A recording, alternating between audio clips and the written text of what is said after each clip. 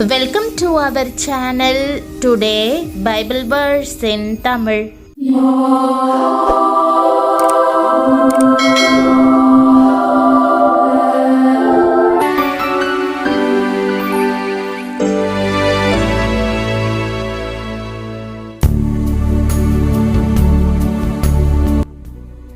இன்றைய வசனம் 2 தீமோத்தேயு 2ஆம் அதிகாரம் 21ஆம் வசனம்.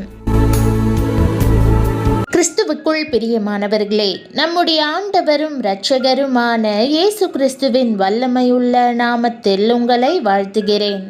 நம்முடைய இருதயத்திலிருந்து கசப்பை அகற்றி சமாதானம் பண்ணி ஒப்புரவாகும் போது மெய்யான பரிசுத்தம் வருகிறது. பிரியமானவர்களே, தேவன் தம்முடைய நோக்கங்களுக்கு பயன்படும் வண்ணம் உங்களை பரிசுத்தமாக்குவதற்கு விரும்புகிறார். இந்த உலகத்தில் நற்கிரியைகளை செய்யும் பாத்திரமாக உங்களை பயன்படுத்த விரும்புகிறார்.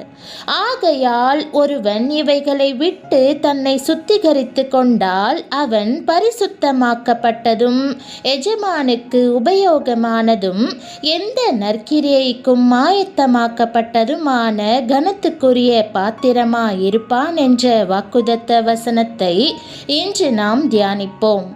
நாம் எல்லாருமே கனத்துக்குரிய பாத்திரமாயிருக்கவே பிரியப்படுகிறோம். கனத்துக்குரிய வேலை செய்ய வேண்டும், கனத்துக்குரிய செல்வந்தராய் இருக்க வேண்டும், கனத்துக்குரிய பேரும் புகழும் அடைய வேண்டும் என்று விரும்புகிறோம். ஆவிக்குரிய வாழ்க்கையில் கனத்துக்குரிய பாத்திரமாய் விளங்குவது எப்படி? பாவிகளாய் இருப்பவர்கள் சிலுவை அண்டை வந்து நின்று தங்களுடைய பாவங்களுக்காக கதறி எழுது இயேசுவின் இரத்தத்தினால் கழுவப்படும் போது அவர்களுடைய வாழ்க்கை முற்றிலும் மாறிப்போகும். கர்த்தர் அவர்களை ஜெப வீரர்களாக மாற்றுவார். அவர்களை சுத்திகரித்த கிறிஸ்து அவர்களுக்குள் வாசம் செய்வதினால் அவர்களை கனப்படுத்தி மேன்மைப்படுத்துவார். சிலர் வாலிப நாட்களிலே தங்களுடைய பாவங்களினால் குடும்பத்துக்கு கனவீனத்தை கொண்டு வருகிறார்கள். பெற்ற தாயே தலையில் அடித்து கொண்டு அழுகிற சந்தர்ப்பங்களை உருவாக்குகிறார்கள். தன் பாவங்களினால் தகப்பனாரை புண்படுத்தி வேதனைப்படுத்துகிறார்கள். நண்பர்களாலும் சமுதாயத்தினாலும் இனத்தவர்களாலும் வெறுக்கப்படுகிறார்கள். இதற்கு காரணம் அவர்களுடைய அருவருப்பான பாவ வாழ்க்கைதான். பாவம் எந்த மனுஷனுக்கும் இகழ்ச்சியை கொண்டு வருகிறது. ஆனால் வேதம் சொல்லுகிறது என்ன? ஆகையால் ஒருவன் இவைகளை விட்டு தன்னை சுத்திகரித்து கொண்டால் அவன் பரிசுத்தமாக்கப்பட்டதும் எஜமானுக்கு உபயோகமானதும் எந்த நற்கிரியைக்கும் ஆயத்தமாக்கப்பட்டதுமான கனத்துக்குரிய பாத்திரமாயிருப்பான். அன்று எருசலேம் நகரத்தில் இருந்த ஒரு சிறிய கிராமத்தில் ஒரு கழுதை கட்டப்பட்டிருந்தது. அதற்கு எந்த விதமான மதிப்பும் இல்லை.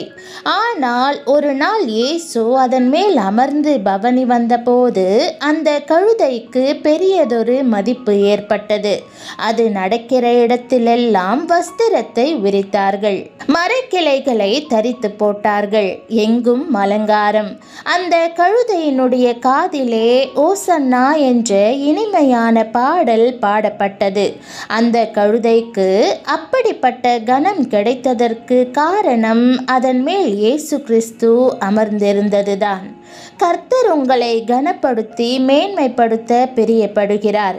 கர்த்தர் உங்களை கனப்படுத்த வேண்டுமானால் நீங்கள் கர்த்தரை கனம் பண்ண வேண்டும். அவருடைய நாமத்தை உயர்த்த வேண்டும். அவரை குறித்து சொல்ல நீங்கள் வெட்கப்படாதேயுங்கள்.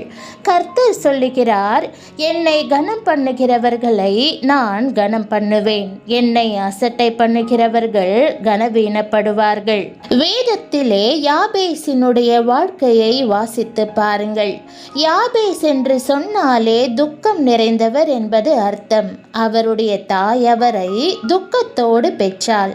ஆனால் யாபேஸ் வாலிபனான போது அந்த துக்கத்தில் தொடர்ந்து மூழ்கி போக விரும்பவில்லை. கர்த்தரை நோக்கி ஊக்கமாக ஜெபிக்க ஆரம்பித்தார். அவர் வேண்டிக் கொண்டதை கர்த்தர் அவருக்கு அருளினார். யாபேஸ் தன் சகோதரருக்குள்ளே கனம் பெற்றவனாய் இருந்தார். செய்வார். பிரியமானவர்களே, ஜெபிக்கிற உங்களை கர்த்தர் கனப்படுத்தி மேன்மைப்படுத்துவார். பரிசுத்தமாவதற்கு முதல் படி அறிக்கையிடுதல் ஆகும். நாம் நம்முடைய பாவங்களை அறிக்கையிடும்போது எல்லா அநியாயங்களும் பாவமும் அடிமைத்தனங்களும் நீங்கும்படி நம்மை மன்னித்து சுத்திகரிக்க இயேசு உண்மையுள்ளவராய் இருக்கிறார். நம்முடைய பலவீனங்களை தாழ்மையுடன் அவர் முன் கொண்டு வர வேண்டும். மறுரூபமாக்கும் அவரது வல்லமை நமக்கு தேவை என்று ஒத்துக்கொள்ள வேண்டும். அப்படி செய்யும் போது இயேசு இருதயத்தில் சுத்தமுள்ளவர்கள் பாக்கியவான்கள், அவர்கள் தேவனை தரிசிப்பார்கள் என்று கூறுகிறார். முழுமையாக அவருக்கு அர்ப்பணித்த உள்ளம் நமக்கு இருக்க வேண்டும் என்று தேவன் விரும்புகிறார். பரிசுத்தம் நாம் மற்றவர்களுடன் சமாதானமாக இருப்பதையும் காட்டுகிறது. யாவரோடும் சமாதானமாயிருக்கும்படி வேதம் நமக்கு நினைவுபடுத்துகிறது. சமாதானமில்லாமல் நம் இருதயம் பரிசுத்தமாக இருப்பது சாத்தியமில்லை.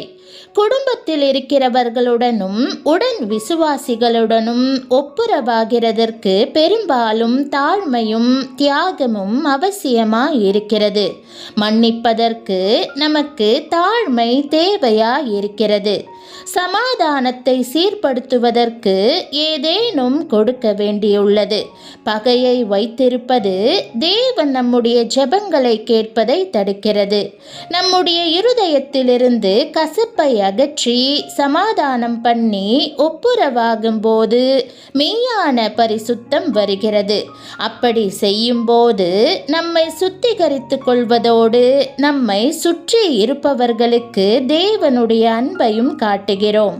இறுதியாக நாம் பரிசுத்தத்திலும் சமாதானத்திலும் வாழும்போது தேவன் மற்றவர்களை ஆசீர்வதிக்கும்படி நம்மை பலப்படுத்துகிறார். ஆவியினால் நிரப்பப்பட்டவர்களுக்கு பாவத்தை மன்னிக்கவும் தேவனின் கிருபையோடு ஊழியம் செய்யவும் அதிகாரம் உள்ளது என்று வேதம் வாக்கு கொடுக்கிறது.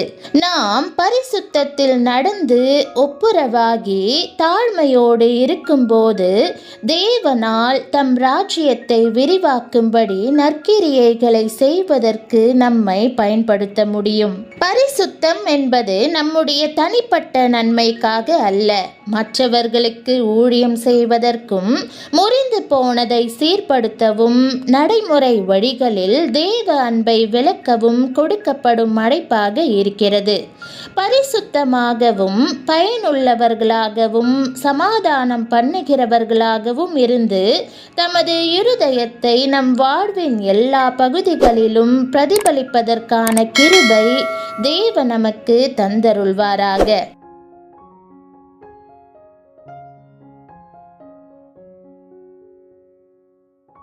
ஜெபம். அன்பின் தகப்பனே, எல்லா பாவமும் பலவீனமும் நீங்க என் இருதயத்தை சுத்திகரித்தருளும். எல்லாவற்றையும் உம்மிடம் அறிக்கையிட்டு அர்ப்பணிக்க எனக்கு உதவும். உம்முடைய சமூகத்தை தரிசிக்கும்படி பரிசுத்தமுள்ள இருதயத்தை எனக்கு தந்தருளும். என் வாழ்வில் எல்லோருடனும் சமாதானத்தை எனக்கு அருளிச் செய்யும். என்னை புண்படுத்தியவர்களை மன்னிப்பதற்கு எனக்கு உதவும். உடைந்த உறவுகளை சீர்படுத்துவதற்கு தாழ்மையை எனக்கு கற்றுத்தாரும். நற்கிரியைகளை செய்யும்படி உம்முடைய ஆவியினால் என்னை நிரப்பும். உம்முடைய கரங்களில் பயன்படுத்தப்படும்படி என்னை பரிசுத்தமாக்கும். என் வாழ்க்கை உம் அன்பையும் கிருபையையும் காட்டுவதாக அமைய வேண்டும் என்று இயேசுவின் நாமத்தில் ஜெபிக்கிறேன் நல்ல பிதாவே, ஆமேன். தேவனுடைய நாமம் மகிமைப்படுவதாக. ஆமேன்.